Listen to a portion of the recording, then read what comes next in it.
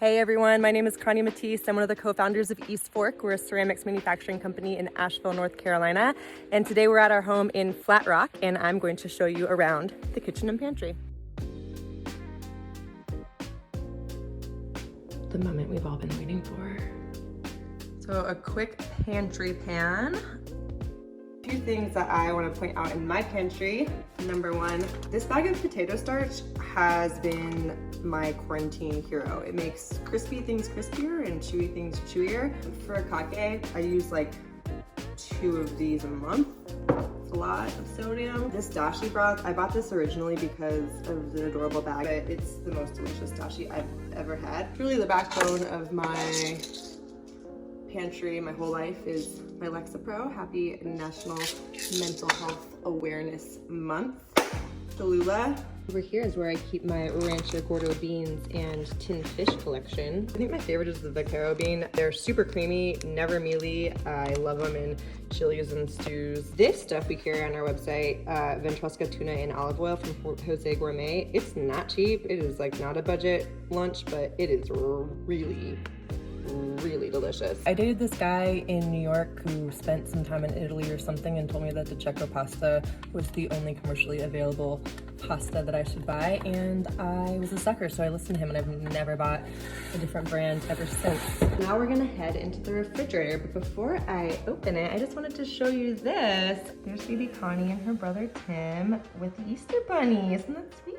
I'm not gonna win any awards for fridge organization. Honestly, it stresses me out to see refrigerators that are so perfectly organized, but I'm doing okay. I got my herbs in glasses. We have parsley back there, some dill back there, some wilty cilantro that needs to get used, Thai basil.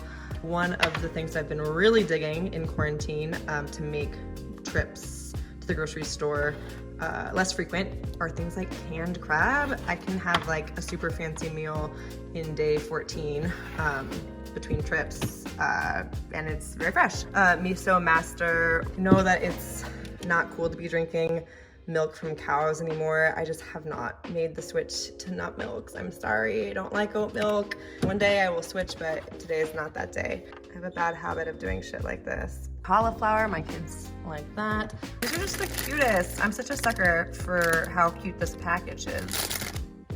Gin mayonnaise. It would be weird if I was giving you a kitchen tour and didn't do a deep dive in the pottery. My husband and I, as I mentioned, run a business called East Fork with our business partner, John Lakeland. Serving bowl, we can make serving bowl. This is the color that's coming up in June.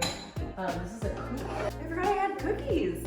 How pleasantly unexpected. There was like a miso cookie recipe going around from the New York Times, so I made my own version of miso cookies and they turned out pretty good. Good olive oil.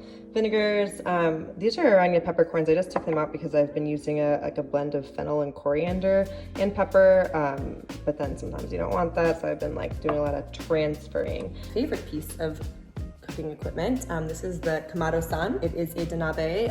It's a clay pot that goes straight onto the fire. It's from Nagatani En in Japan. I'm obsessed with donabe. Depiction of life. This is some green tea that I made for myself a couple days ago that I keep insisting I'm gonna drink. Little sporks.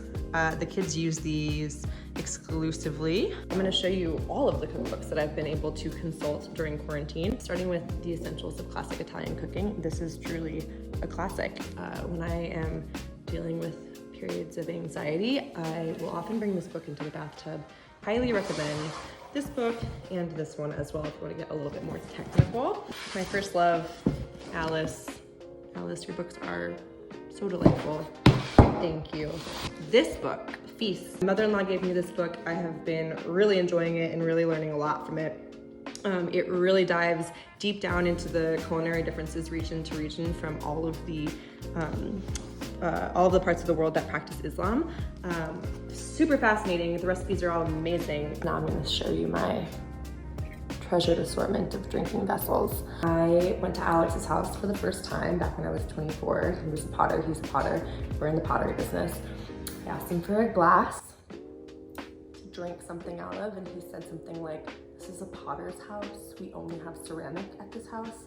And I was like, that's awful. You cannot drink wine out of ceramic. I still stand by that statement. I love our pottery. I won't use any other mug besides our mugs, but I don't drink wine out of our mugs.